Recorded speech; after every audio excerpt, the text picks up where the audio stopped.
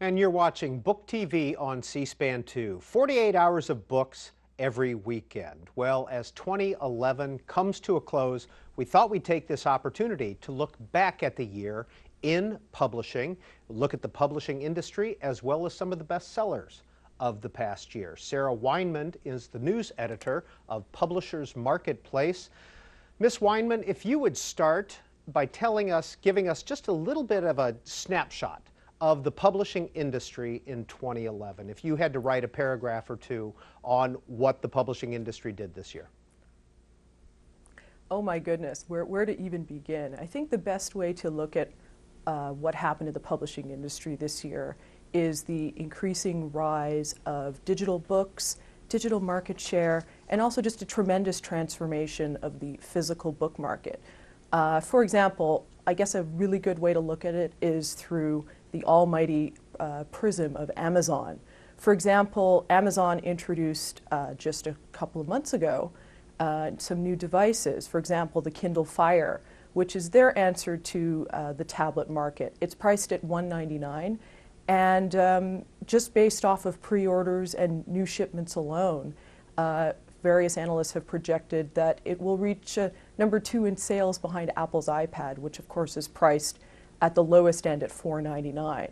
Now the thing too with Amazon's Kindle Fire is that it's also in direct competition with Barnes & Noble, which we'll get to in a little bit of a second.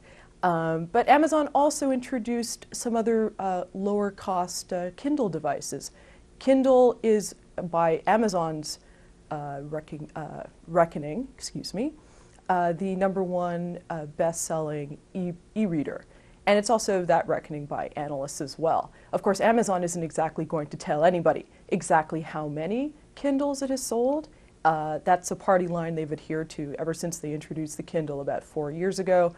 And they're going to keep sticking with that because they make so much money.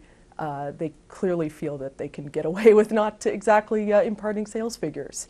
But in any case, the Kindle Fire has been received somewhat mixed reviews. A lot of people like it because it's a media consumption device where people are playing video games and watching movies and getting access to various things through Amazon's Prime service, where you pay $79 and you get things shipped in 2-day service and a whole bunch of other things. But there are also some people who are like, it's too slow and it's laggy.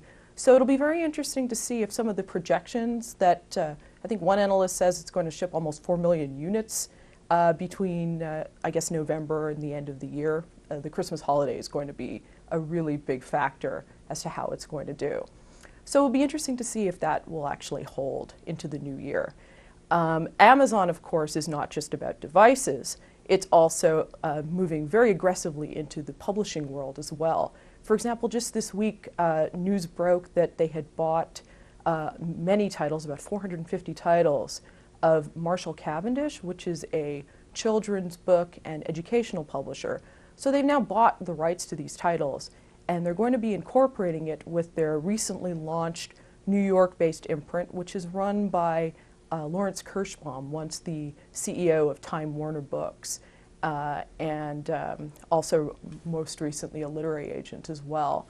So Amazon has been aggressively moving into publishing, both seemingly from a traditional standpoint, but they've also been doing a lot of stuff with respect to people who can publish directly as well. So as a result, publishers, rightly or wrongly, feel perhaps a little wary of what Amazon is doing, that they've been moving so aggressively, that they've been competing in terms of trying to buy titles. The New York unit, for example, has been spending large advances for titles by the likes of director and comedian Penny Marshall. It's, again, Amazon, as always, is going to be one to watch into the new year.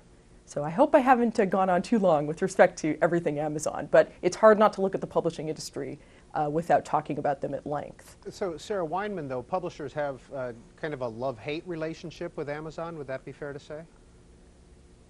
I think that's a good way of characterizing it. One way I've also looked at it is that they're frenemies, because on the one hand, Amazon competes with them in terms of being publishers. It competes with them in terms of marketing and the like. But at the same time, publishers need them because Amazon is a very big player in the online retail service, and so publishers want to have their books stocked on Amazon as well.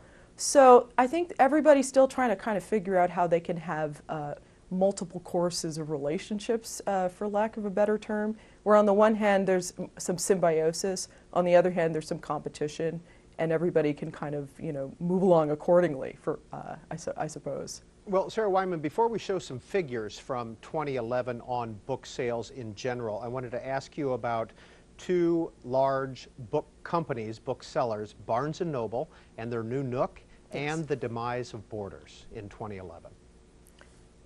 Yes, let's first look at Barnes & Noble. For example, they had said in a recent earnings report that their digital business, which includes Nook, it includes the Nook Color, it now includes the Nook Tablet, which has just recently come out and is now priced at $249, and is, I suppose, a direct competitor more with Amazon's Kindle Fire as opposed to Apple's iPad.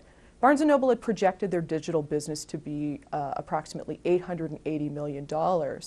And in the most recent fiscal quarter, which I think was the first quarter of 2012, that digital business was about $220 million.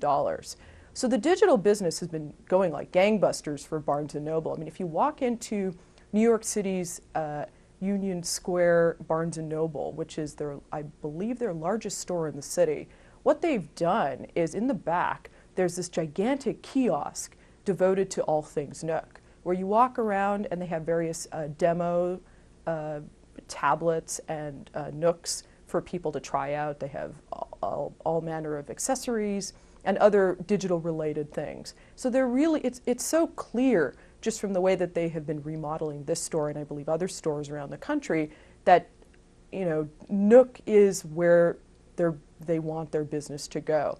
Their CEO, William Lynch, has said repeatedly that Barnes & Noble accounts for anywhere between 26 and 28% of the overall digital market.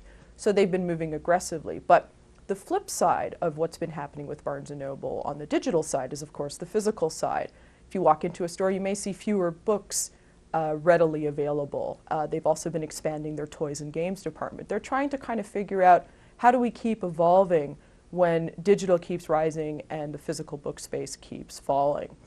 Now, one thing that Barnes & Noble has said every now and then is that they expect to pick up some significant business on the physical side from Borders' recent bankruptcy. Borders had been having many problems for many years. I mean, this goes back to the late 90s, it goes back to a whole series of CEO changes, to 2001 when they outsourced their online business to Amazon and didn't actually take it back in-house, to 2008, to just a lot of bad leases that they were locked into, that they were paying, very expensive rates on. So by the end of 2010, the writing was very much on the wall, and then they finally declared Chapter 11 bankruptcy on, I believe, February 16th. And then it wended its way through the courts, and it looked like it might be bought by a potential buyer, and then that fell through.